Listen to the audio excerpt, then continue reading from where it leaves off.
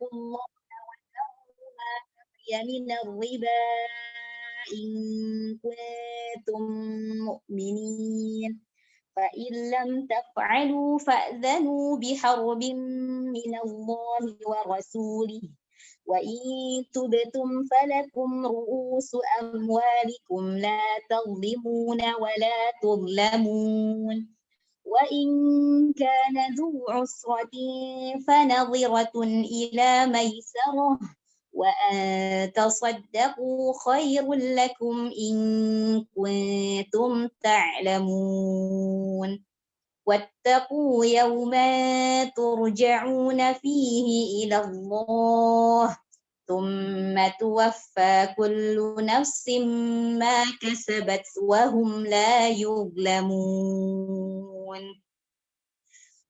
يا أيها الذين آمنوا إذا تداينتم بدين إلى أجل مسمى فاكتبوه وليكتب بينكم كاتب بالعدل ولا يأب كاتب أن يكتب كما علمه الله فليكتب وليملل الذي عليه الحق وليتق الله ربه ولا يبخس منه شيئا فإن كان الذي عليه الحق سفيها أو ضعيفا أو لا يستطيع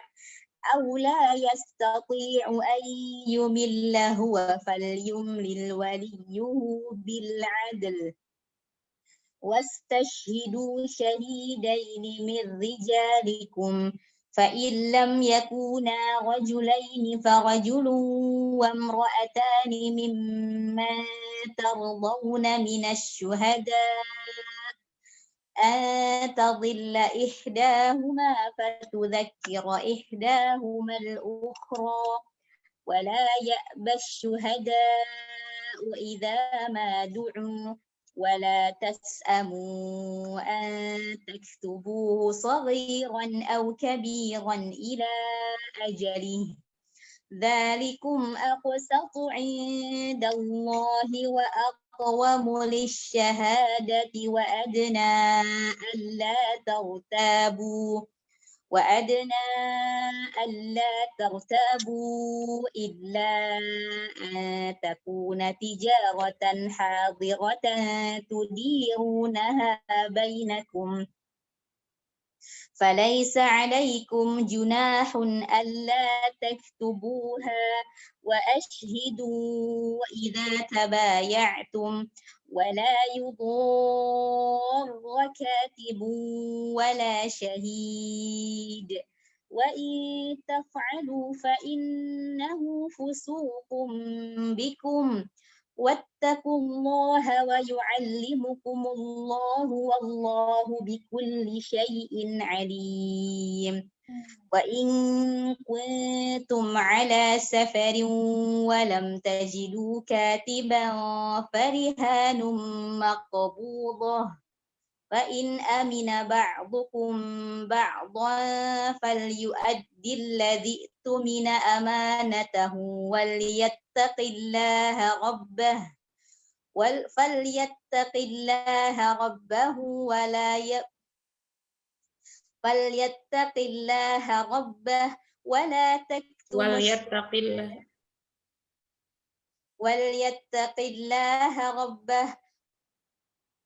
ولا تكتموا الشهادة ومن يكتمها فإنه آثم قلبه والله بما تعملون عليم لله ما في السماوات وما في الأرض وإن تبدوا ما في أنفسكم أو تخفوه يحاسبكم به الله فيغفر لمن يشاء ويعذب من يشاء والله على كل شيء قدير آمن الرسول بما أنزل إليه من ربه والمؤمنون كل آمن بالله وملائكته وكتبه ورسله لا نفرق بين أحد من رسله وقالوا سمعنا وأطعنا غفرانك ربنا وإليك المصير لا يكلف الله نفسا إلا وسعها لها ما كسبت وعليها ما اكتسبت ربنا لا تؤاخذنا إن نسينا أو أخطأنا ربنا ولا تحمل علينا إصرا كما حملته على الذين من قبلنا ربنا ولا تحملنا ما لا طاقة لنا به واعف عنا واغفر لنا وارحمنا أنت مولانا فانصرنا على القوم الكافرين بسم الله الرحمن الرحيم ألف لام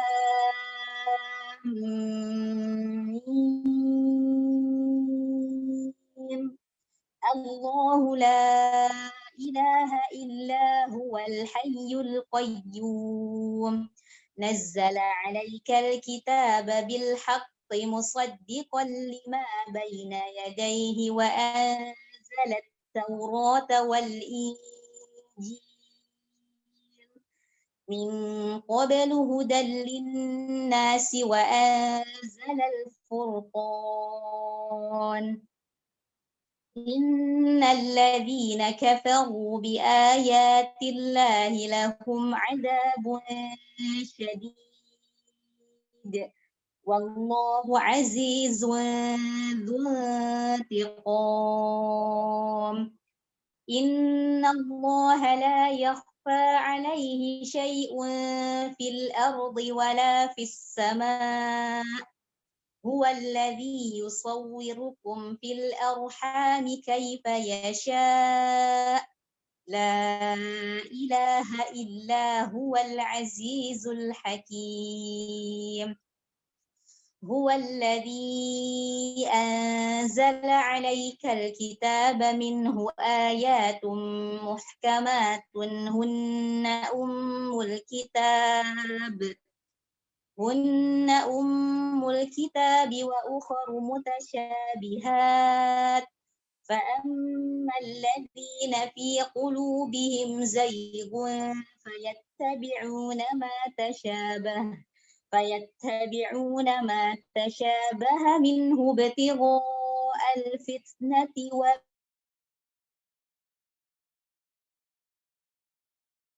وتأويله إلا الله والراسخون في العلم يقولون آمنا به كل من عند ربنا وما يذكر إلا أولو الألباب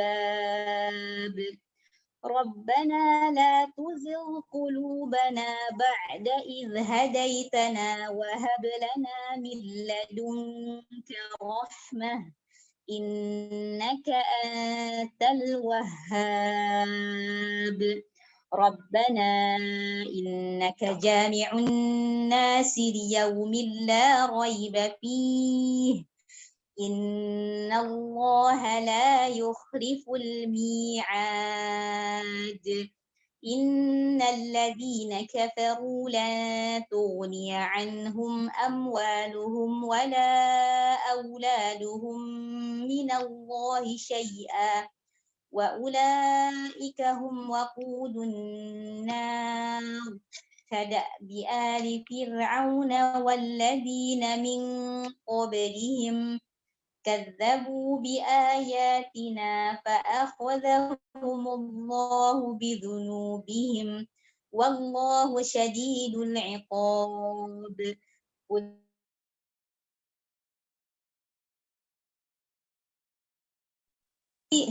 قل للذين كفروا قل للذين كفروا ستغلبون وتحشرون إلى جهنم وبئس المهاد قد كان لكم آية في فئتين التقتا فئة تقاتل في سبيل الله وأخرى كافرة يرونهم مثليهم رأي العين والله يؤيد بنصره من يشاء إن في ذلك لعبرة لأولي الأبصار زين للناس حب الشهوات من النساء والبنين والقناطير المقنطرة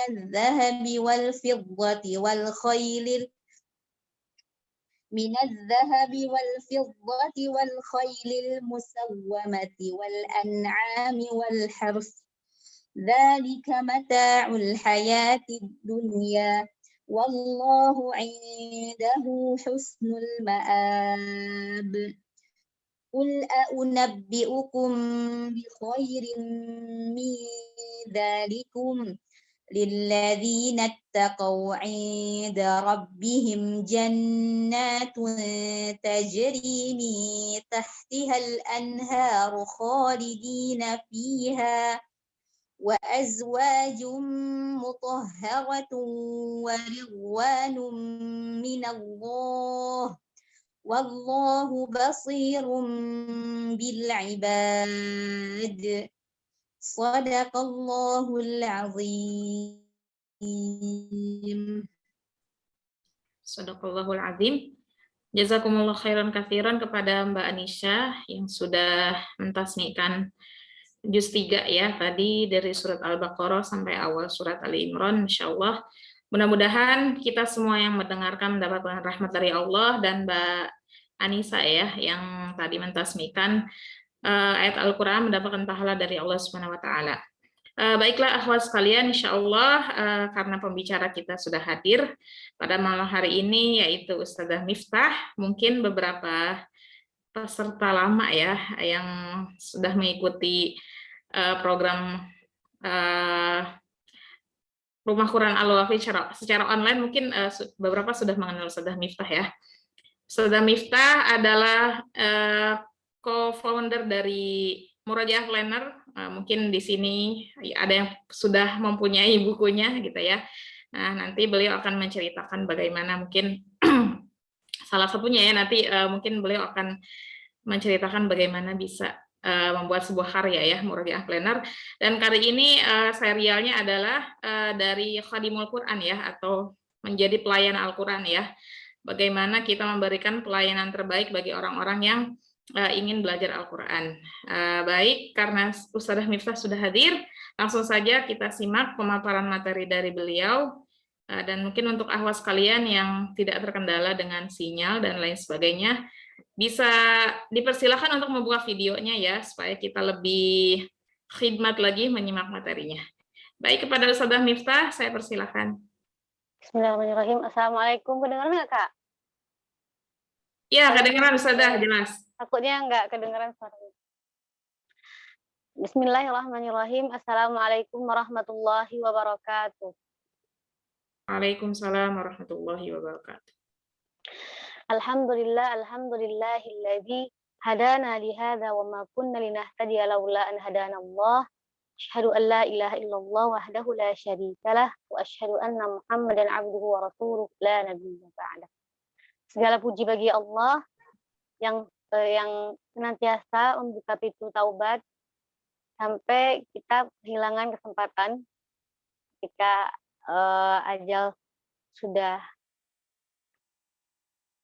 datang ya. Kemudian juga salam serta salam pada junjungan kita Nabi besar Muhammad SAW yang kita harapkan dapat membersamai beliau di surga tertinggi di sisi Allah Subhanahu wa Ta'ala. Baiklah, pada kesempatan kali ini mungkin gitu ya sebelum-sebelumnya memberitahuan aja. Sebelum-sebelumnya kan ada Ustazah Sumi, Ustazah Rifdah, Ustazah belum ya, Ustazah Rifdah belum ya, belum ngisi. Ada Ustazah Sesuai, sudah. Kak Ai, itu Masya Allah para founder ya, para founder yang memang kiprahnya gitu, atau mungkin pelayanan mereka kepada Al-Quran itu Masya Allah gitu. Nggak usah kita lakukan lagi, la syakka fihi gitu. Nah, di sini mungkin kan tadi ngomongnya co-founder ya gitu. Sekarang juga qadarullah ma syafa'al tidak membersamai teman-teman di Murojaah Planner lagi, tapi alhamdulillah kemarin itu pas pembuatan buku pertama itu memang Ana membersamai teman-teman di tim Murojaah Planner. Jadi walaupun bukan founder-founder, mudah-mudahan ada hikmah ya, atau mungkin ilmu yang mungkin bisa sama-sama kita ulang kembali, kita ingat-ingat kembali di pertemuan kali ini. Pada kesempatan kali ini, temanya itu adalah lebih dari sekedar hafalan ya. Jadi, kenapa memilih tema yang ini, teman-teman semua gitu ya, para penghafal Al-Quran yang hadir di halaqah ini, di rumah, di majelis, apa namanya istilahnya Kak, kajian apa sih kalau hari Rabu ini? Ini usaha temanya mencari ruh Al-Quran yang hilang. Ya, mencari ruh Al-Quran temanya sekarang ya. Insya Allah, memang ketika kita ya, saya para ustazah diminta untuk menentukan tema sendiri gitu. Dan memang Ana memilih tema ini supaya menyadarkan pertama gitu sebelum teman-teman semua diri pribadi gitu, bahwa kita nggak boleh berhenti di titik ini gitu. Titik kalau memang udah Allah kasih kesempatan untuk selesai 30 juz, PR kita masih banyak gitu kan. Dan yang lain-lainnya. Teman-teman, bismillahirrahmanirrahim, lebih dari sekedar hafalan. Kita saksikan hari ini di sekeliling kita, atau mungkin kita pernah ada di dalam halaqah itu, atau mungkin pernah dipertemukan dengan teman-teman, atau mungkin pernah mengalami hal itu, kita mungkin termasuk dari orang-orang yang mungkin menghafal Al-Quran gitu, tanpa menyadari betapa banyak PR selain dari mengejar-ngejar hafalan gitu. Betapa banyak yang waktu itu alhamdulillah Gusti Allah memberikan kesempatan mengenal seorang akhwat kita di daurah yang sama. Jadi beliau itu seorang santri di sebuah pesantren. Beliau itu udah hafal katanya di pesantren itu lebih dari 10 juz. Pas beliau cerita ke Ana, 10 juz ini nggak ada yang bisa dibaca, jadi itu cuma sekedar setoran doang ke ustazahnya, yang nggak lulus-lulus terus gitu. Dan hal kayak gini atau mungkin perkara ini tuh nggak satu dua kita temukan gitu. Banyak gimana yang difokuskan adalah gimana santri atau mungkin pesantren itu bisa menjual nama dengan hafizah 30 juz. Pesantren ini tuh akhirnya meluluskan beberapa penghafal Quran, terus terharu dan bangga gitu. Di sisi lain mungkin di satu sisi kita bisa melihat mungkin Masya Allah gitu kepada orang tua bersemangat itu menyekolahkan anaknya di pesantren tahfiz, kemudian anak-anak juga bersemangat untuk menghafal Al-Quran. Tapi mau tidak mau gitu kan, ada hal yang lebih penting dari itu semua gitu. Bukan berarti menghafal Quran tidak penting, tapi kita tidak boleh melupakan bahwa memang gitu kalau seandainya kita memang memiliki semangat atau niat untuk menjadi ahlul Quran, kita ingat-ingat kembali bahwa menjadi ahlul Quran itu bukan tidak cukup dengan menghafalkan Al-Quran, tapi seseorang yang tidak hafal Al-Quran tapi kemudian dia mengamalkan Al-Quran itu dan juga terus berusaha untuk menghafalkannya, maka disebut sebagai ahlul Quran. Begitupun sebaliknya, seseorang yang hafal Al-Quran mungkin hafal tidak nauzubillah min dzalik, tidak Allah berikan taufik untuk mengamalkan Al-Quran itu, maka dia tidak disebut dengan ahlul Quran. Jadi kalau seandainya kita berhenti pada titik kita menghafal Al-Quran atau mungkin bersemangat untuk menyelesaikan hafalan saja tanpa dibarengi dengan berusaha untuk meneladani akhlak Rasulullah Shallallahu Alaihi Wasallam sesuai dengan tuntunan Al-Quran, maka kita tidak akan pernah layak disebut sebagai ahlul Quran. Oleh karena itu, pada kesempatan kali ini, teman-teman, Ana pribadi mengingatkan diri Ana bahwa ada hal yang penting yang tidak boleh dilupakan oleh para penghafal Al-Quran. Kewajiban-kewajiban kita sebagai penghafal Al-Quran terhadap Al-Quran bukan hanya sekedar menghafal Al-Quran. Bukan hanya sekedar menyelesaikan atau pernah setoran 30 juz atau mungkin 30 juz atau mungkin dapat sanad atau yang lain-lain. Ada hal yang harus kita perjuangkan agar kita selamat gitu ya, berkah, mendapatkan keberkahan Al-Quran di dunia dan akhirat. Nah, pada kesempatan kali ini, insya Allah kita akan mengulang kembali hak-hak Al-Quran. Hak Al-Quran berarti adalah kewajiban kita kepada Al-Quran. Kewajiban-kewajiban yang kita tahu gitu ya kepada Al-Quran itu memang umum kita tahu, membaca, tilawah gitu. Pada kesempatan kali ini insya Allah Ana membacakan yang ditulis oleh Profesor Dr. Mahmud Ad-Dawsari. Beliau menuliskan 7 hak-hak Al-Quran. 7 hak Al-Quran yang beliau tuliskan dalam tulisan beliau adalah yang pertama, kewajiban kita kepada Al-Quran berarti ya, sederhananya bahasanya kewajiban kita kepada Al-Quran yang pertama adalah mengimani Al-Quran. Jadi sebelum jauh-jauh kita mungkin menyibukkan diri dengan tilawah, dengan menghafal, atau dengan perkara-perkara lain yang berhubungan dengan Al-Quran, tadabbur gitu. Poin pertama, kewajiban pertama kita kepada Al-Quran adalah mengimani Al-Quran. Mengimani Al-Quran ini berarti maksudnya adalah kita beriman bahwa Al-Quran adalah kitab Allah yang Allah turunkan kepada Rasulullah SAW. Kemudian kita imani bahwa Al-Quran ini terjaga keasliannya, dan kita imani bahwa Al-Quran ini adalah fondasi dasar atau langkah pertama untuk bisa melaksanakan perintah-perintah Allah. Jadi yang pertama kali kewajiban kita kepada Al-Quran adalah mengimani Al-Quran. Bagaimana firman Allah Subhanahu wa taala dalam surah An-Nisa ayat 136, ya ayyuhalladzina amanu aminu billahi wa rasulihi wal kitabil ladzi nazzala ala rasulihi wal kitabil ladzi anzala min qabl. Jadi, wahai orang beriman, tetaplah beriman kepada Allah dan Rasulnya dan kepada kitab yang Allah turunkan kepada Rasulnya. Jadi kewajiban pertama kita kepada Al-Quran adalah keimanan. Mengimani bahwa Al-Quran yang kita baca, Al-Quran yang kita hafal, Al-Quran yang kita usahakan untuk mengamalkannya adalah Alkitab yang Allah turunkan kepada Rasulullah SAW yang benar-benar menjadi sebuah pedoman minhajul hayah atau pedoman hidup, satu-satunya jalan keselamatan. Adalah yang pertama kali kewajiban kita kepada Al-Quran. Selanjutnya yang beliau tuliskan di tulisannya juga adalah setelah menghafal yang pertama tadi mengimani, yang kedua menghafalkan Al-Quran.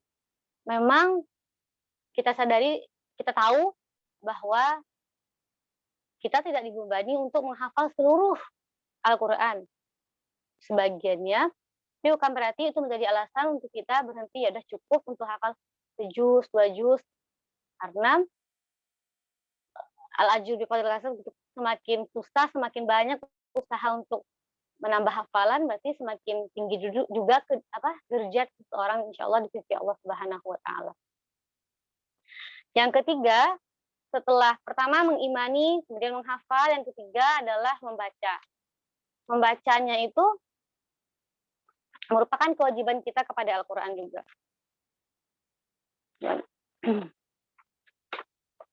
Jadi firman Allah Subhanahu wa taala dalam surah Al-Kahfi ayat 27, "Watlu ma uhiya ilaika min kitabi rabbika la mubaddala kalimatihi wa lan tajida min dunihi multahada." Dan bacakan apa yang diwahyukan kepadamu, yaitu kitab Tuhanmu Al-Quran. Jadi kewajiban kita selanjutnya setelah pertama keimanan, mengimani Al-Quran, yang kedua menghafalkannya, yang ketiga adalah membacanya. Perkara membacanya mungkin gitu bagi penghafal Al-Quran adalah sesuatu yang sudah biasa kita lakukan. Tapi PR kita adalah saudara-saudara kita yang lain, di mana mungkin mereka hanya membaca Al-Quran itu ketika ada kematian, atau mungkin di acara syukuran, atau mungkin waktu sholat. Udah baca Quran belum? Udah. Kapan? Waktu sholat tadi baca Al-Fatihah. Kita baca surat pendek, gitu, Al-Ikhlas. Dan bahkan jarang sekali kita melihat, mungkin mudah-mudahan Allah berikan kita hidayah, dan juga saudara-saudara kita, membuka Al-Quran, tilawah Al-Quran, atau mungkin menghatamkan. Mungkin kita biasa menghatamkan Al-Quran, tapi mungkin bagi sebagian orang atau bahkan tidak digerakkan untuk mempelajari atau membacanya. Itu adalah kewajiban yang ketiga. Kewajiban yang ketiga ya. Mengimani yang pertama, yang selanjutnya yang kedua menghafalkan, yang ketiga membacanya. Selanjutnya yang keempat adalah tadabbur. Mentadaburi Al-Quran. Nah, lagi-lagi di zaman ini gitu, wallahu a'lam ya, gimana teman-teman semua, tapi perkara tadabbur ini memang tidak mendapatkan perhatian yang banyak sebagaimana perhatian kita kepada menghafal Al-Quran. Padahal tadabbur itu juga adalah tujuan dari diturunkannya Al-Quran. Dan tadabbur itu lebih dalam lagi daripada kita memahami makna. Jadi nggak cukup dengan memahami makna, kemudian itu disebut dengan tadabbur, tapi memahami makna dulu, kemudian memikirkan maksud-maksudnya, dan juga nanti ada syarat-syaratnya gimana akhirnya tadabbur itu bisa berhasil. Nah, di poin tadabbur ini mungkin sederhananya yang bisa kita lakukan adalah kalau memang kita belum bisa bahasa Arab, kita usahakan dengan membaca tafsir-tafsirnya dan juga memohon petunjuk dari Allah Subhanahu wa taala. Kalau alhamdulillah kalau kita biasa kita ngafal Quran, misalnya kita daurah gitu, kalau misalnya kita ngafal Quran doang, nggak ada kegiatan-kegiatan lain, itu kan membosankan. Tapi kalau misalnya kita mencoba teman-teman untuk mendisiplinkan diri kita atau membuat target untuk diri kita, hari ini kita mau tadabbur surah apa sih, atau mungkin kita bikinnya berurutan, hari ini apa sih yang pengen kita ambil hikmah dari Al-Quran, apa yang kita ingin pikirkan gitu. Maka itu akan membuat kita tuh memvariasikan gitu, kegiatan kita bersama Al-Quran tuh nggak jadi monoton, nggak ngafal-ngafal aja gitu.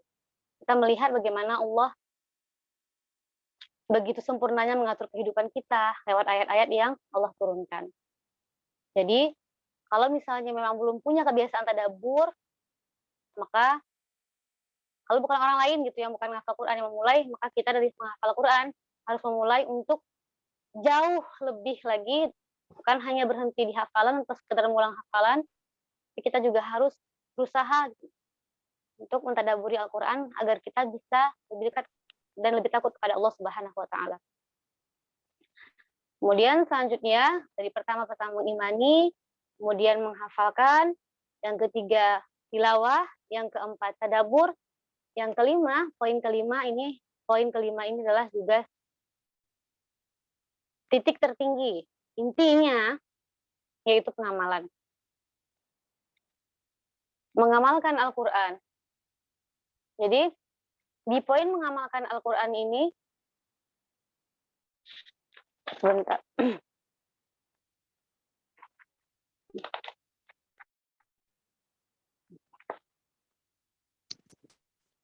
Jadi kita coba memperbanyak bahasan di pengamalan Al-Quran ini. Imam Ibnu Qayyim itu mengatakan bahwa Ahlul Quran itu adalah Ahlul Quran adalah orang yang mereka yang membaca, mengilmui, mengamalkan mesti tidak hafal seluruhnya.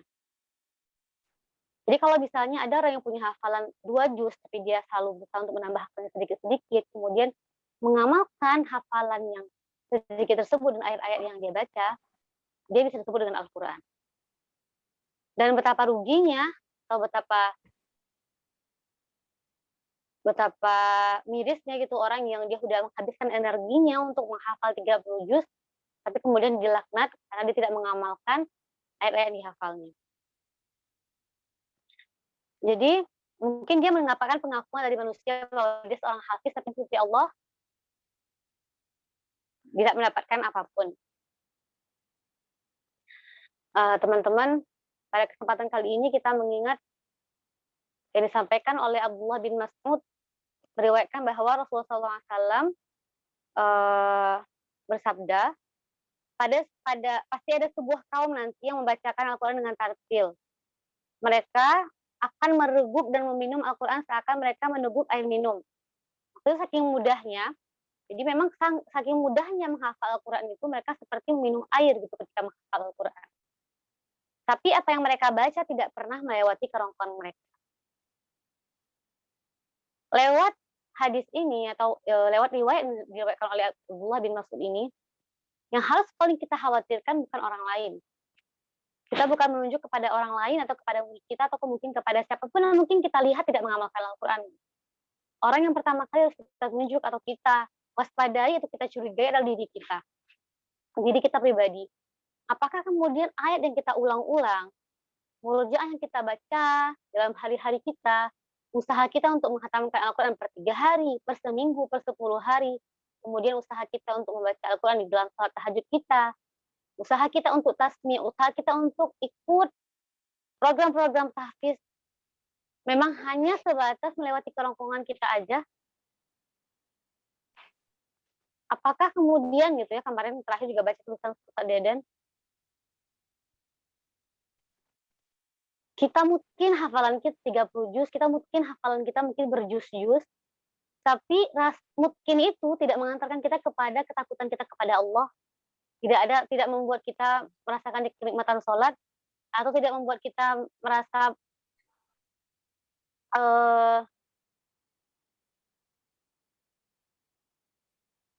merasa lebih takut kepada Allah, menjaga juga perintah-perintah Allah dan menjauhi diri dari larang-larang Allah. Jadi nggak ada yang berbeda dari hidup kita gitu. Dari kita menghafal Al-Quran sampai setelah kita menghafal Al-Quran 30 juz pun sekalipun gitu dengan sanad-sanadnya, ternyata nggak ada perubahan gitu.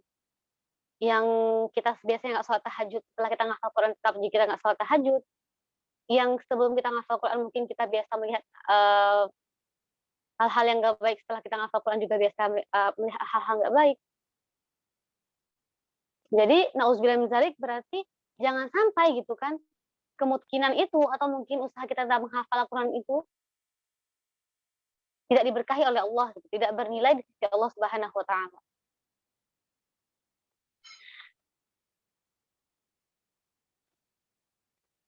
Betapa mengerikan ya teman-teman semua gitu ya, kita hari ini mungkin di sini kita para penghafal Al-Quran ya. Kita menyebut diri kita penghafal Al-Quran, mudah-mudahan memang diakui oleh Allah sebagai penghafal Al-Quran. Kita yang lebih tahu dan kita yang mengukur, kita yang lebih tahu kelalaian kita yang lebih tahu kezaliman kita kepada Allah, kita yang lebih tahu apa yang tersimpan dari niat baik atau niat buruk di dalam hati kita, dan kita yang lebih tahu apakah kira-kira Al-Quran ini yang kita ulang-ulang, yang kita usahakan untuk menghafalkannya, memang akan insya Allah memberikan syafaat kepada kita, atau sebaliknya hanya akan meminta haknya kepada kita. Jadi di dalam tadi ini Ana ulang-ulang lagi buku yang Ustaz Bashir tulis itu, beliau menuliskan di bukunya tentang ini, Imam Abu Bakar Muhammad bin Al-Husain Al-Ajuri dalam kitab Akhlak Hamalatul Quran menyatakan dengan sanadnya yang bersambung bahwa Abdullah bin Umar menuturkan, ini mengerikan juga bagi anak pribadi ya, kami generasi para sahabat adalah sumber mata air umat ini. Ada seorang laki-laki di antara kami, dia adalah sebaik-baik sahabat Nabi Muhammad SAW. Dia tidak menghafal Al-Quran, kecuali satu surah saja atau semisalnya. Al-Quran buat para sahabat awal sangat berat untuk dihafal. Namun sungguh, bagian akhir dari umat ini akan diberikan keringanan untuk membaca dan menghafal Al-Quran. sampai bayi, anak kecil, dan orang-orang yang tidak bisa bahasa Arab pun ringan menghafalnya. Namun mereka tidak beramal dengan Al-Quran. Jadi para sahabat Nabi SAW, mereka diberikan rezeki kemudahan dalam mengamalkan Al-Quran, yang memang tujuan dari diturunkannya Al-Quran adalah pengamalan Al-Quran tersebut. Sedangkan pada akhir nanti, pada zaman ini kita rasakan, kita diberikan kemudahan dalam menghafalkannya, tapi kita jauh sekali dari pengamalan Al-Quran tersebut.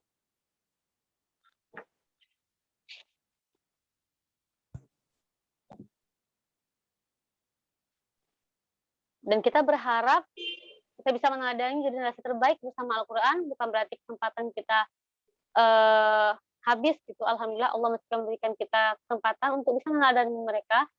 Kalau misalnya kita sekarang Allah berikan kesempatan atau telah Allah beri kesempatan untuk menghafal Al-Quran, maka apa yang kurang, apa yang harus kita cari agar kita bisa membersamai atau menyamai para sahabat.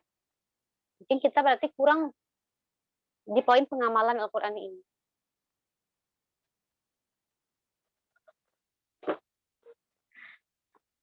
Terus kemudian juga di buku ini, demi Allah, mentadaburi ayat-ayatnya bukanlah menghafal huruf-hurufnya sambil melupakan hukum-hukumnya. Sampai-sampai nanti seorang di antara mereka bersaksi, aku telah menghafal dan membaca Al-Quran semuanya. Tidak ada satu huruf pun yang terjatuh dan salah. Padahal sungguh orang ini telah menjatuhkan semua isinya karena kamu tidak dapat pada dirinya akhlak dan kepribadian Al-Quran. Jadi dia mungkin hafalannya tidak ada satu huruf pun yang terlewat gitu ketika mungkin mengulang hafalan atau membaca hafalan. Tapi sungguh sebenarnya gitu, dia sedang menjatuhkan Al-Quran karena dia tidak berkepribadian Al-Quran dan juga tidak mengamalkan isi Al-Quran. Na'udzubillah min dzalik, na'udzubillah min dzalik, na'udzubillah min dzalik.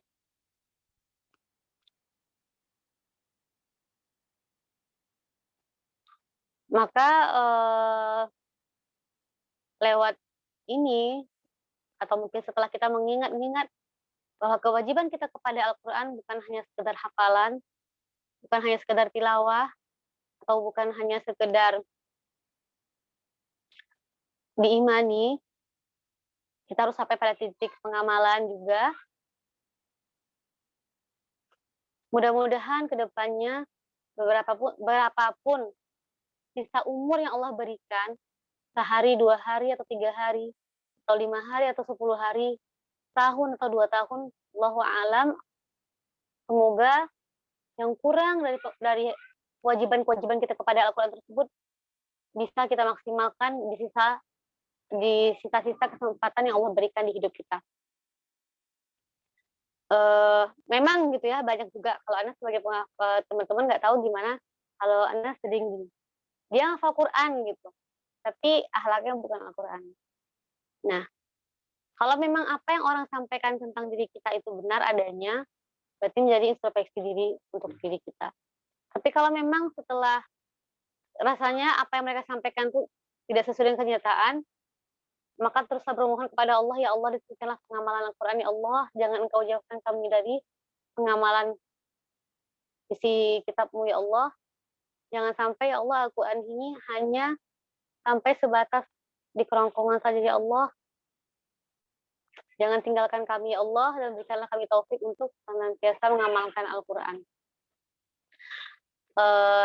Itu kita tadi sampai di kewajiban kita kepada Al-Quran di poin pengamalan, di poin kelima.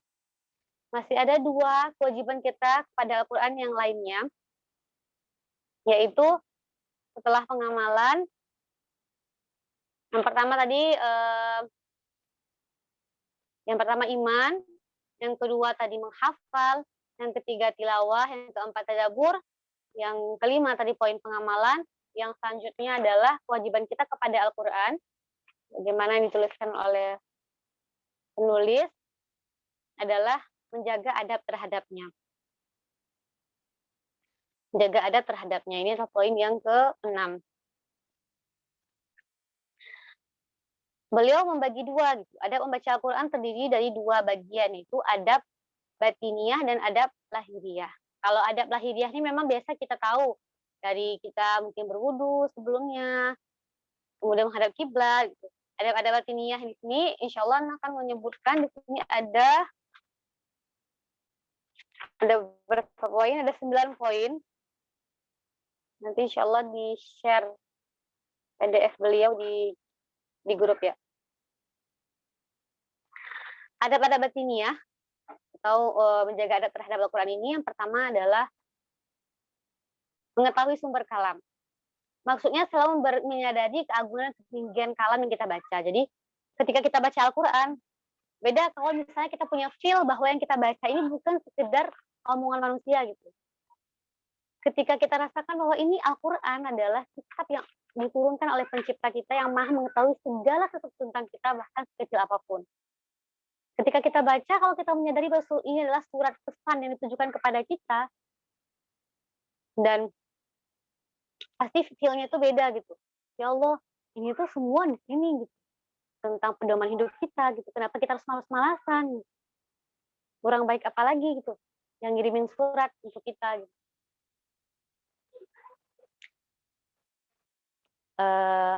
Kemudian mengetahui sumber kalam. Mengetahui sumber kalam tadi maksudnya adalah kita menyadari keagungan dan ketinggian kalam yang kita baca serta merasakan karunia Allah Subhanahu wa taala dan kasih sayangnya. Yang kedua, adab batiniyah. Adab batiniyah kita kepada Al-Qur'an itu adalah kita mengagungkan zat yang menurunkan Al-Qur'an. Kalau yang pertama kita mengagungkan Al-Qur'an yang diturunkan tersebut, yang kedua kita mengagungkan zat yang menurunkan Al-Qur'an. Kita mengagungkan Allah Subhanahu wa taala. Karena yang kita baca bukanlah perkataan manusia, terlebih ketika kita merenungi sifat-sifat Allah Subhanahu wa taala. Jadi makanya mungkin di antara adab-adab membaca Al-Qur'an itu, kalau biasanya dulu waktu murojaah ada yang manggil langsung jawab gitu, atau ada yang ngobrol langsung ngobrol gitu. Mungkin hal yang perlu kita perbaiki adalah mungkin menyelesaikan dulu pembicaraan kita dengan ayat yang kita baca sampai akhir, kemudian baru nanti setelah itu melanjutkan pembicaraan memang kalau ada yang dibicarakan. Jadi yang pertama tadi ada batiniyah kita kepada Al-Qur'an. Yang pertama, kita mengagungkan Al-Qur'an yang diturunkan. Bahwa Al-Qur'an yang diturunkan ini bukan kitab biasa. Kemudian yang kedua adalah mengagungkan zat yang menurunkan Al-Qur'an. Kemudian yang ketiga, menghadirkan hati sewaktu membacanya. Hudurul qalb. Nah, dan menurut anak pribadi gitu, kenapa hafalan Al-Qur'an kita itu walaupun diulang berkali-kali tapi nggak mungkin atau mungkin diulang berkali-kali nggak nempel-nempel, salah satunya adalah karena adab batiniyah kita kepada Al-Qur'an nggak terpenuhi di bagian ini, di bagian menghadirkan hati sewaktu membacanya. Jadi pikiran kita, cucian tadi udah kering belum ya? Nanti mau buka puasa pakai apa ya? Kayaknya ada WA ya. Jadi hati kita itu nggak benar-benar bersama Al-Qur'an, nggak benar-benar bersama ayat-ayat yang kita baca. Jadi pas kita baca ya ayyuhalladzina amanu taqullaha haqqa tuqatih. Jadi biasa aja gitu, nggak ngerasa bahwa perintah itu diturunkan kepada kita gitu. Karena hati kita juga nggak bersama Al-Qur'an saat itu. Yang ketiga, dia ada batiniyah kita kepada Al-Qur'an. Yang pertama tadi kalau secara batiniyah kita mengagungkan Al-Qur'an, yang kedua mengagungkan zat yang menurunkan Al-Qur'an itu adalah Allah Subhanahu wa taala. Yang ketiga, poin ketiga ada batiniyah kita adalah hudurul qalb. Hadirnya hati. Benar-benar ini poin yang Ana rasakan. Beda banget ketika kita berusaha khusyuk membaca Al-Qur'an, menghadirkan hati, memahami makna-maknanya ketika kita murojaah itu dengan ya udahlah, keluar aja kata-katanya terserah gitu. Jadi kalau memang mau mungkin atau lancar hafalannya, jadi jangan sia-siakan poin ini juga, hudurul qalb. Yang selanjutnya, mentadaburi ayat-ayatnya, di mana tiada kebaikan dalam suatu ibadah yang tidak ada pemahaman di dalamnya gitu. Jadi kalau misalnya tetap kita mendapatkan pahala dalam membaca Al-Qur'an. Beda kalau misalnya kita disertai dengan tadabbur. Maka insya Allah pahalanya jauh lebih besar dan juga membuat kita lebih mengenal Allah Subhanahu wa taala, membuat hati kita tenang dan menghasilkan pengamalan. Dan juga penting di poin tadabbur ini, mungkin kalau Ana lupa tadi menyampaikan di di kewajiban-kewajiban mereka Al-Qur'an itu, Ana pribadi gitu, mungkin ketika mentadabburi Al-Qur'an, ketika membaca tafsir Al-Qur'an itu berhenti pada titik mungkin memuaskan ke ke kecerdasan intelektual. Jadi kayak, oh kita tahu, oh gini, oh gitu gitu.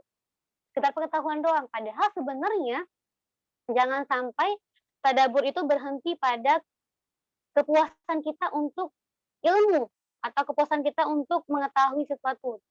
Karena para sahabat itu mentadabburi Al-Qur'an adalah dengan satu tujuan, yaitu menghasilkan amal. Jadi tadabbur ini juga wasilah untuk amal. Hafalan juga nanti wasilahnya menuju amal. Selanjutnya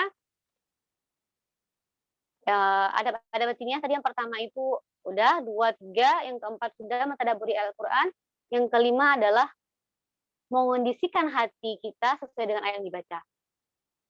Jadi ketika kita misalnya melewati kisah-kisah para nabi, kita merasakan bahwa kita berada di posisi para, misalnya Nabi Yusuf ketika beliau di penjara gitu. Bagaimana beliau sabar melewati ujian-ujian yang Allah berikan, merasakan ayat-ayat itu benar-benar hidup bersama kita. Kemudian juga kisah Maryam ketika melahirkan tanpa ada kehadiran suami ya, gitu. Betapa beratnya, dan juga ketika Nabi Ibrahim harus dibakar oleh api. Kita merasakan perjuangan para anbiya, para rasul dalam mempertahankan keimanan kepada Allah Subhanahu wa taala. Jadi mengondisikan hati ini merupakan, dengan sesuai dengan yang kita baca itu, merupakan adab batinnya kita kepada Al-Qur'an. Selanjutnya,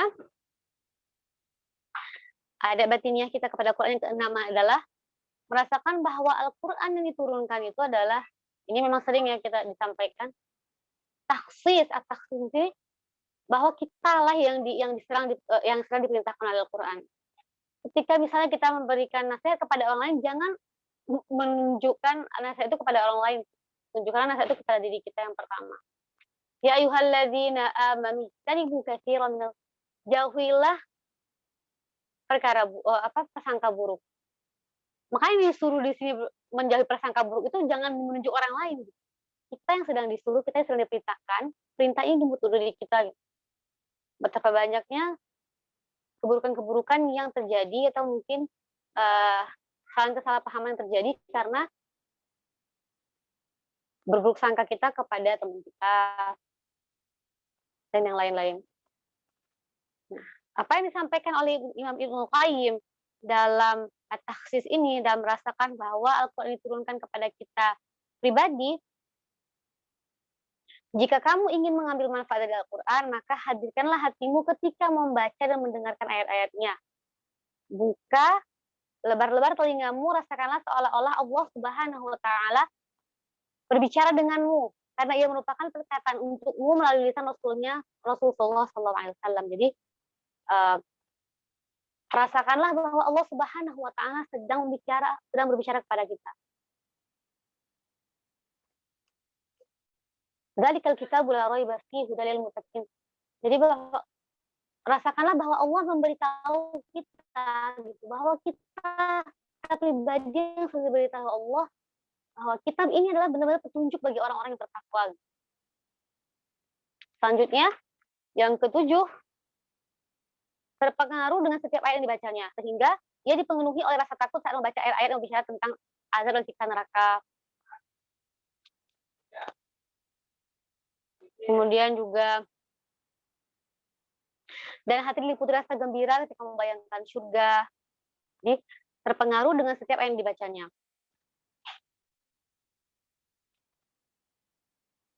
Kita benar-benar berlindung kepada Allah dari ketika melewati tentang ayat tentang azab neraka, Al-Qari'ah, bukan Al-Qari'ah ya, tentang hari kiamat ya, tentang neraka,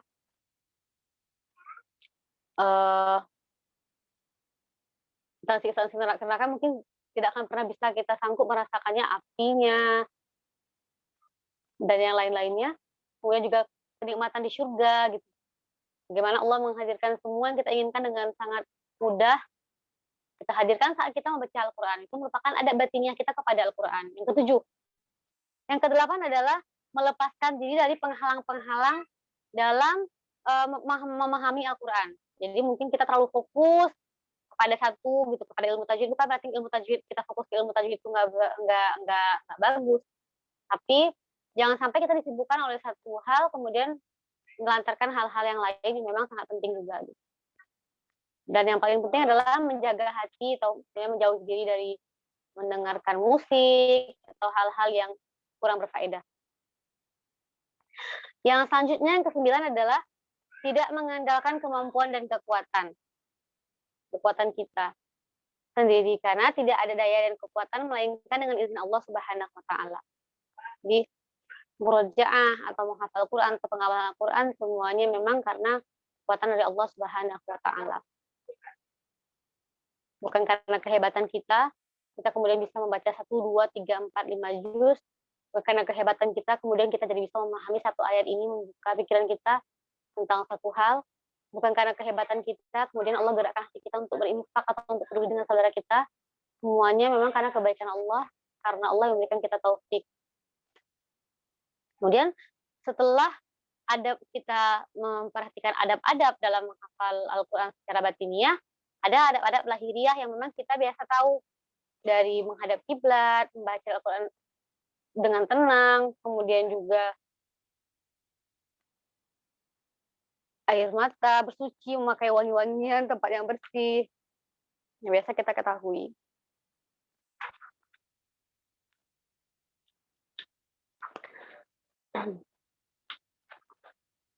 Kemudian teman-teman, yang terakhir adalah poin terakhir dari kewajiban kita kepada Al-Quran adalah di sini penting juga. Kenapa dan salah satu alasannya kenapa anak yang fakir ilmu, kemudian fakir mungkin juga berproses juga untuk mengamalkan Al-Quran. Memang jauh dari ustazah-ustazah yang mengisi di sini, para founder-founder ini sebenarnya murid ya, jatuhnya di sini ya. Tapi kenapa memberanikan diri atau berusaha untuk menyampaikan gitu semampunya di poin ini? Karena kita punya kewajiban kepada Al-Quran, yang ke-7 ini adalah menyampaikan atau mendakwakan Al-Quran.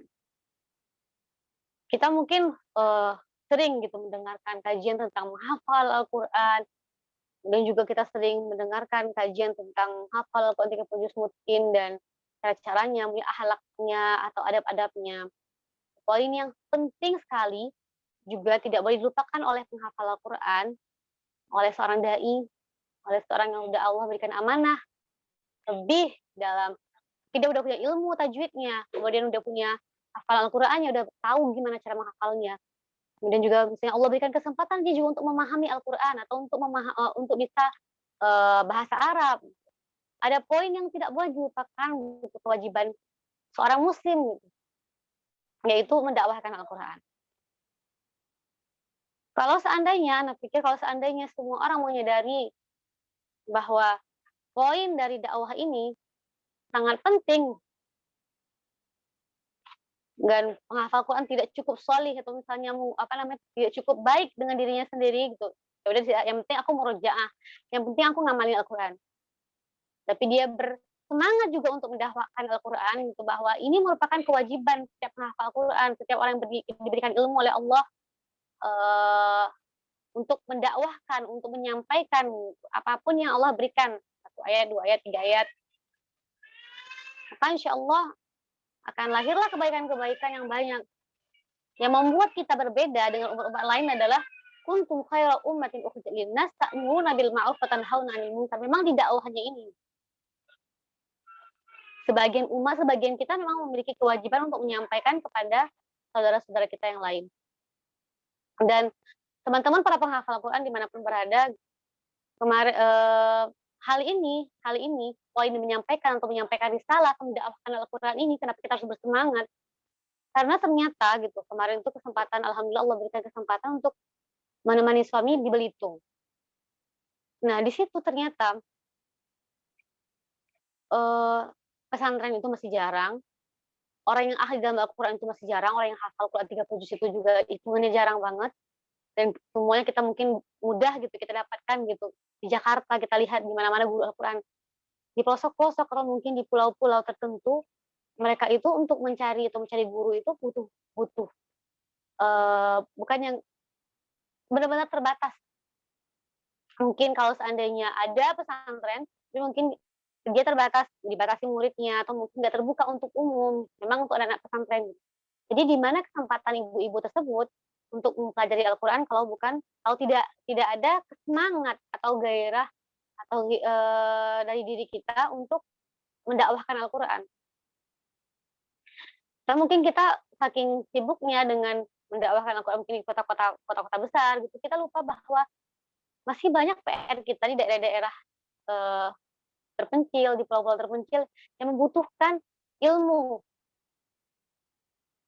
dari kita-kita yang mungkin memang belum berilmu juga, tapi mungkin lebih baik dari mereka secara keilmuan.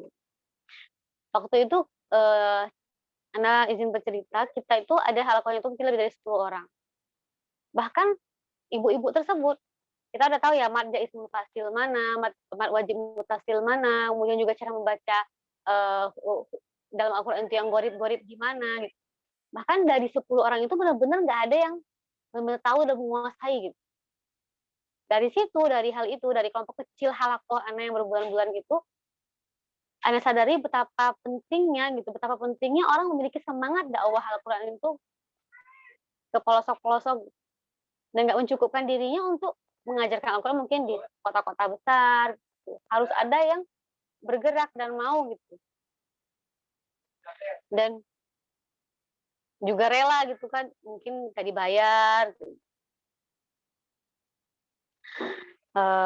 Semangat kita dalam mendakwahkan Al-Quran ini, dalam menyampaikan ayat-ayat ini, bagaimana Allah Subhanahu wa taala berfirman, "Bil bayyinati waz zubur wa anzalna ilaika dzikra litubayyana lin-nasi ma nuzila ilaihim wa la'allahum yatafakkarun." Rasulullah SAW diperintahkan untuk menyampaikan risalah dakwah ini atau menyampaikan Al-Quran ini kepada umatnya. Dan kita juga termasuk, dan kita adalah umat Nabi Muhammad SAW yang Allah perintahkan juga untuk menyampaikan ilmu-ilmu ini kepada saudara-saudara kita. Kemudian juga di firman Allah yang lain,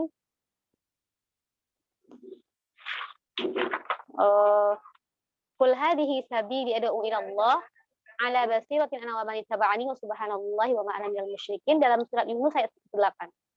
Maka seorang muslim tidak cukup menikmati kesolihan kebaikan dirinya pribadi untuk dirinya sendiri, tapi harus melakukan daya dan upaya untuk menularkan kebaikan dan hidayahnya kepada orang lain. Qul hadhihi sabili ad'u ila Allah.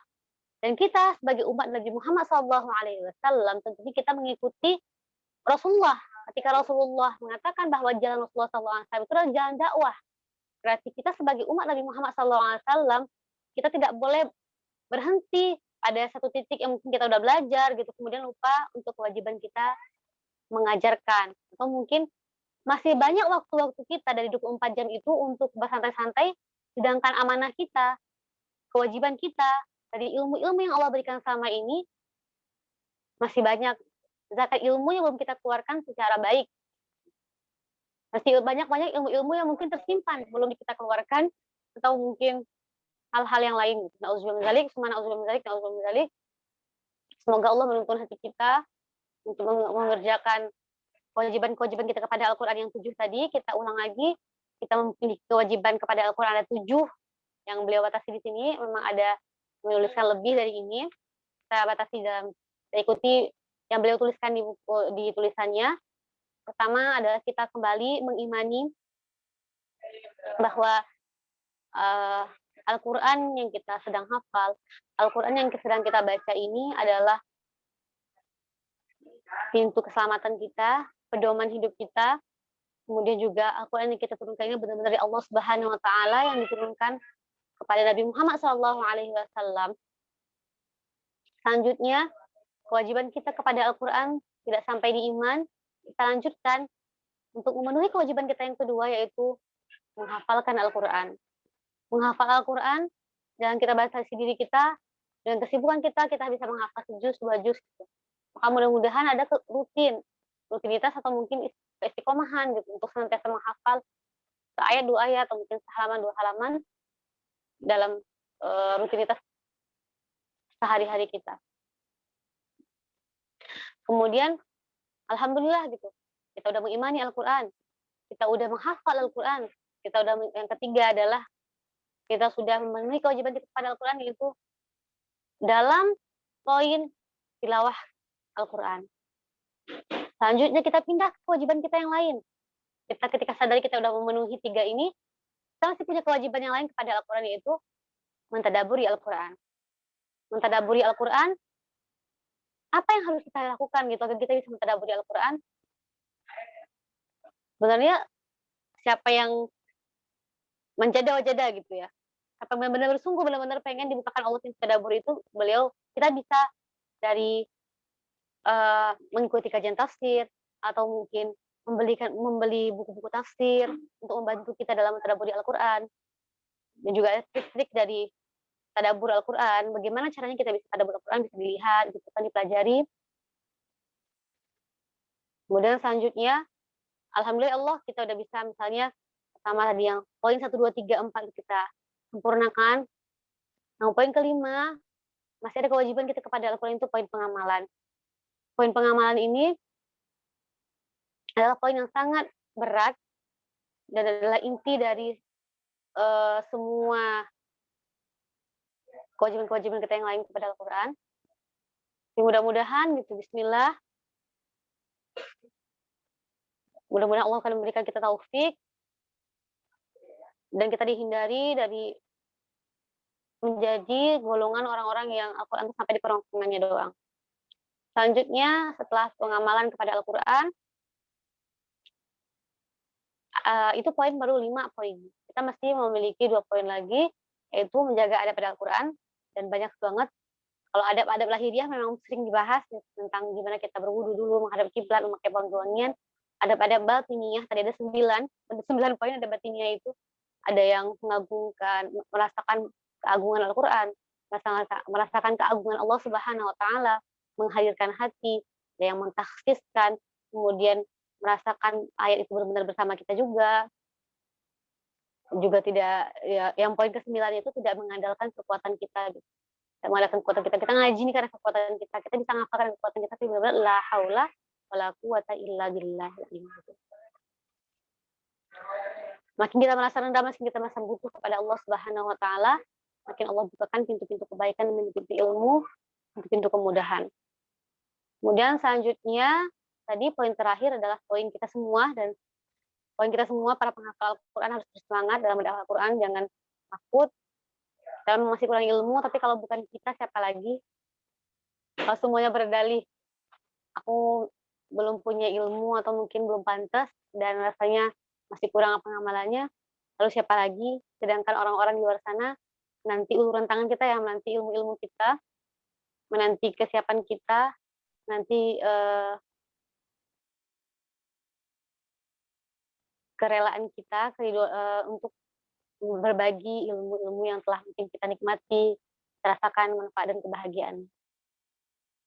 Itulah kewajiban-kewajiban kita kepada Al-Quran. Maka setelah ini,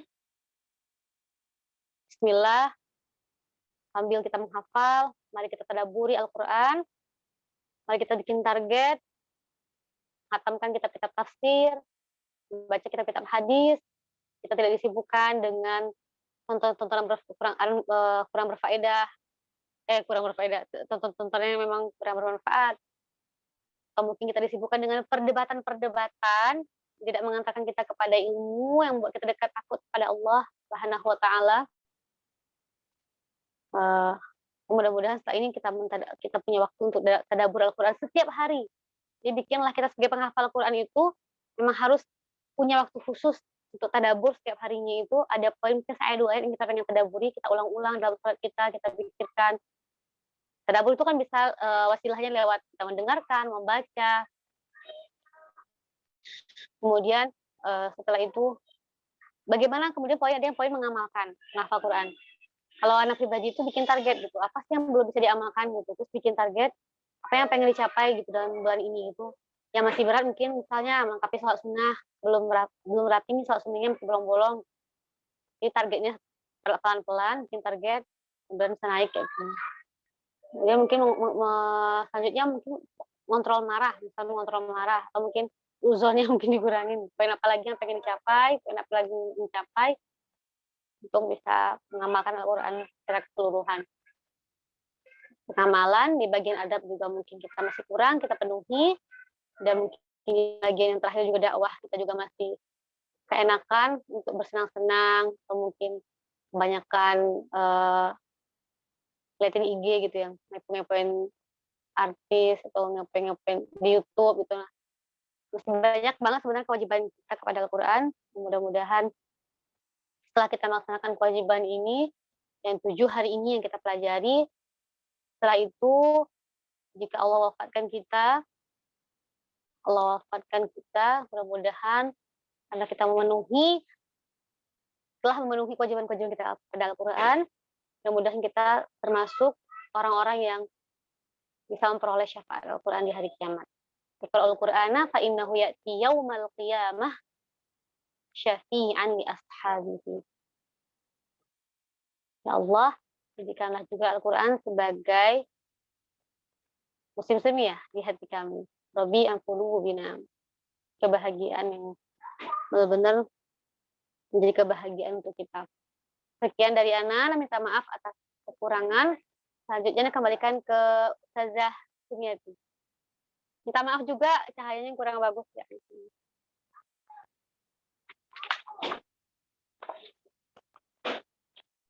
Ya, Masya Allah, jazakumullah khair kepada Ustazah Miftah yang sudah menyampaikan materi pada malam hari ini. Mengingatkan kita kembali ya, tadi sudah dirangkum di akhir sama Ustazah Miftah ya. Ada 7 poin tadi yang dibahas Ustazah Miftah ya, bahwa yang menghafal itu tidak sekedar hanya menghafal, ternyata masih banyak sekali hal-hal yang harus ya segera kita lengkapi gitu ya. Ya kalau saat ini kita masih pada tahapan membaca dan menghafal, yang pertama tentu harus mengimani dulu ya, itu pondasi yang paling kuatnya supaya kita bisa bertahan dalam tilawah kita, dalam hafalan-hafalan kita gitu ya. Dan ternyata masih banyak yang harus segera kita benahi ya dalam interaksi kita bersama Al-Quran. Mungkin yang tadi disampaikan Ustazah Miftah itu apa ya, level up ya, udah ada tadaburnya, bagaimana adabnya, mengamalkan, termasuk juga mendakwahkan. Karena memang mempelajari Al-Quran itu ya never ending learning ya, panjang sekali gitu dan banyak gitu ya. Jadi memang kalau saat ini mungkin kalau diibaratkan apa ya, anak tangga ya, mungkin kita lagi di tangga yang keberapa gitu. Itu masih banyak ya di depan-depan kita gitu. Nah, kita jangan berhenti di anak tangga yang sekarang gitu. Kalau kita berhenti di situ, kita nggak akan lihat keindahan puncak Al-Quran itu gitu ya. Jadi kita harus tetap melangkah, meskipun ya kita harus secara pelan-pelan melangkah. Baik teman-teman semuanya, bagi akhwat sekalian yang ingin bertanya, boleh kalau mau berinteraksi langsung bisa raise hand ya, atau juga bisa di kolom chat box di sini. Oke, baik Ustazah, ini sudah ada pertanyaan yang masuk, yang ini saya bacakan saja karena ini Japri.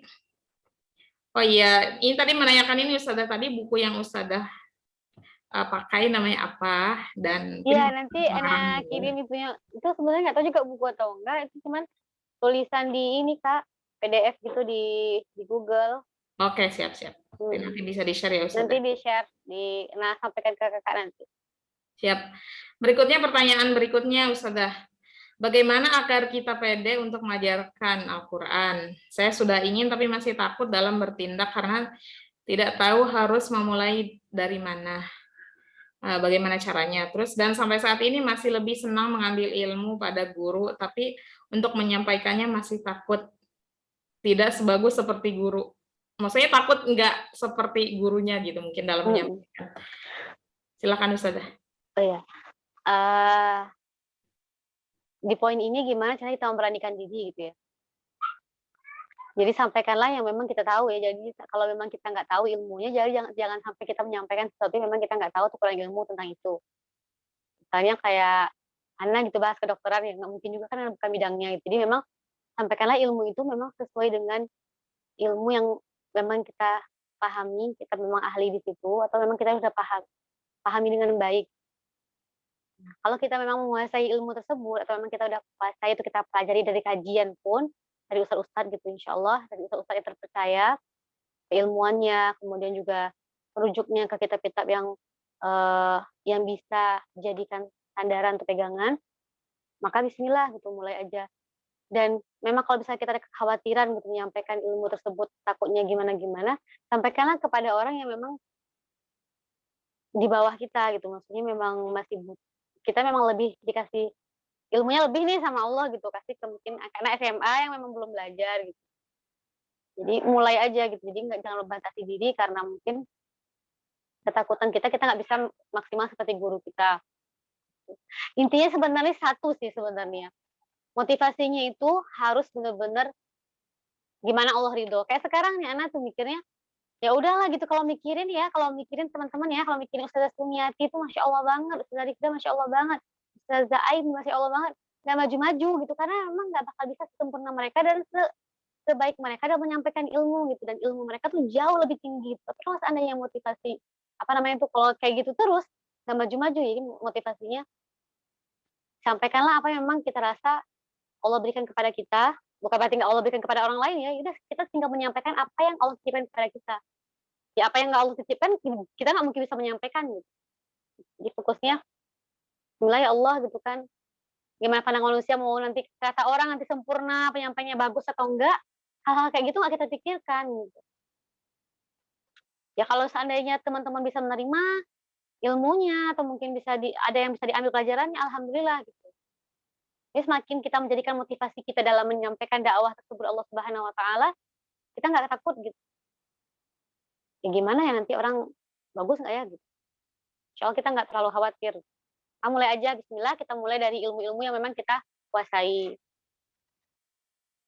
Gitu sudah suami hati. Ya baik, seperti itu ya. Mungkin menambahkan sedikit ya, mungkin bisa mulai dari yang mengajar anak-anak ya Ustazah. Iya. Jangan ngajar yang lebih pintar kan, Iya. kita juga bingung. Cari muridnya jangan yang lebih pintar dari kita ya. Heeh. Seperti itu. Dan iya semua ustadzah yang ngajar di RQ Al-Wafi ya semuanya pernah memulai dari awal juga gitu ya. Kalau kita nggak pernah mulai dari awal ya kita juga nggak akan bisa sampai sekarang gitu ngajarnya gitu ya. Jadi memang semuanya butuh proses. Insya Allah semakin banyak jam terbangnya udah insya Allah nanti udah nggak grogi-grogi lagi insya Allah. Terus banyak ini juga mungkin kita biasanya ini poin penting juga sih.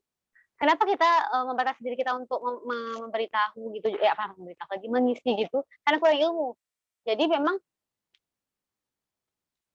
makin banyak baca, makin banyak mungkin yang bisa kita makin banyak yang bisa kita sampaikan. Kalau memang nggak ada ilmunya, nggak ada yang bisa disampaikan gitu. Jadi memang harus membaca, belajar gitu. Sebelum isi materi itu, ketika diminta itu, jadikan kesempatan ya Allah, bismillah gitu kan, kesempatan untuk kita nambah-nambah ilmu, maka bukakanlah pintu-pintu ilmu ya Allah. Nambah ilmu Kak Sumi juga, biar pede. Iya, seperti itu ya. Kalau inputnya banyak, insya Allah outputnya juga bisa banyak ya. Masya Allah. Oke, baik Ustazah, pertanyaan berikutnya, ini Mbak Arum kayaknya masih kepotong nih pertanyaannya. Dan Mbak Arum bisa dilengkapi atau langsung aja mungkin open mic? Apa ini pertanyaan atau pernyataan ya ini? Kadarullah anak sekarang sedang mengabdi di salah satu pesantren di daerah rantau yang insya Allah banyak menghafal Al-Quran di sini. Ini Mbak Arum pernyataan atau pertanyaan? Atau ada yang ingin disampaikan pada Ustazah Miftah? Mungkin bisa dilengkapi atau bisa langsung dibuka mic-nya. Gimana Mbak Arum? Ya, mungkin ini pernyataan. Masih ada Ustazah. Ana ada rencana untuk resign dan segera pulang karena ingin juga berdakwah di kampung. Tapi kalau di sini seperti tidak diizinkan pulang karena dibutuhkan untuk dakwah di sini. Apakah boleh kita tetap pulang? Maksudnya nggak mungkin nggak menuruti lembaganya. Gimana Ustazah? Ini dilema. Ya kalau di pertanyaan seperti itu, di mana kita menemukan dua kebaikan, sama-sama ada kebaikan. Dakwah di kampung juga Masya Allah baik. Dakwah di sana juga mungkin dakwah dibutuhkan juga dan baik. Maka satu-satunya cara adalah memang istiqoroh. Istikharah, jadi benar-benar memohon kepada Allah petunjuk. Nggak ada salahnya gitu kita memilih untuk pulang, kalau memang itu hasil istikharah kita gitu. Kita kan memohon kepada Allah, meminta petunjuk gimana langkah yang terbaik setelah ini. Gitu. Misalnya ada 2 ikhwan gitu kalau datang kan sama-sama soleh dua-duanya. Bingung kita kan yang mana ya Allah gitu. Apakah boleh kita memilih ikhwan yang ini dibanding ikhwan yang itu? Boleh aja kalau memang hasil istikharah kita yang si ikhwan yang A gitu. Begitu juga dengan perkara ini. Perkara mungkin ini kampung dakwah, di sini juga dakwah, di kampung dibutuhkan dan di sana dibutuhkan, maka mohonlah petunjuk kepada Allah Subhanahu wa taala. Tuh, gitu Kak. Iya, jazakumullah khair Ustazah. Ya mungkin kalaupun mau bisa disampaikan dengan cara yang baik ya ke lembaganya dengan alasan-alasan yang memang ya itu syar'i lah gitu, pengen di mana-mana juga dakwah ya gitu ya, di sini dakwah, di sana juga dakwah. Ya mungkin bisa disampaikan dengan cara yang baik. Iya, baik, mungkin karena sudah pukul 9.25 waktu Indonesia Barat ya, dan tidak ada lagi pertanyaan. Mungkin ini Ustazah sebagai penutup ada closing statement, silakan. Apa ya?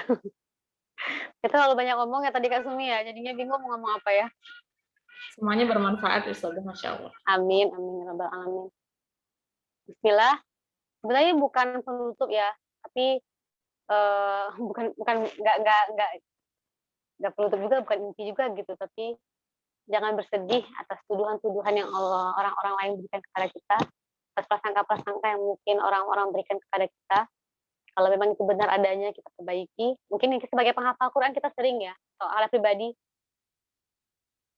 hafal Quran doang tapi akhlak kayak gitu. Kita yang lebih mengetahui isi hati kita bahwa ada niat dari diri kita untuk memperbaiki diri kita, untuk mengamalkan Al-Quran. Maka jadikanlah sebaik-baik motivasi adalah Allah Subhanahu wa taala, dan panjangkanlah nafas perjuangan kita dengan menjadikan motivasi kita adalah akhirat. Kalau seandainya motivasi kita sebatas dunia, maka nafas perjuangan kita bersama Al-Quran itu begitu pendek. Tapi ketika kita menjadikan Allah Subhanahu wa taala dan akhirat sebagai tujuan kita, maka kita selalu punya cara, punya alasan untuk memanjangkan nafas perjuangan kita bersama Al-Quran. Tidak akan berhenti ketika ada yang berpikir buruk tentang kita. Tidak akan berhenti ketika kita dikatakan, apaan sih ngafal Quran doang tapi akhlaknya kayak gitu. Percayalah, selalu berdoa kepada Allah, ya Allah, rezekikanlah kepada kami, Allah, bukan hanya sekedar hafalan, tapi juga pengamalan Al-Quran, agar Engkau ridho ya Allah pada kami di dunia dan akhirat. Bismillah, untuk teman-teman semua, untuk anak pribadi, mudah-mudahan ya Allah kita semua menjadi orang yang bersemangat dalam menghafal, mengamalkan, mendakwahkan Al-Quran, menjadi orang-orang yang terdepan dalam membantu Al-Quran, menjadi pelayan Al-Quran, menjadi orang-orang yang Allah pilih untuk bisa membaca Al-Quran sebagaimana Rasulullah SAW membacanya. Begitu Kak Sumi. Ya, baik, jazakumullah khair kepada Ustazah Miftah yang malam hari ini sudah berbagi ilmunya kepada kita semua. Mudah-mudahan kita bisa mengamalkan tadi ya, ke-7 poin tadi yang sudah disampaikan oleh Ustazah Miftah. Baiklah teman-teman semuanya, mari kita sama-sama ya tutup kajian pada malam hari ini dengan membaca adalah Alhamdulillahirabbil alamin, dan kita sama-sama beristighfar. Astagfirullahaladzim, astagfirullahaladzim, astagfirullahaladzim. Mari kita sempurnakan dengan doa kafaratul majlis. Subhanakallahumma wa bihamdika asyhadu an la ilaha illa anta astaghfiruka wa atubu ilaik. Wa'afu minkum. Wassalamualaikum warahmatullahi wabarakatuh.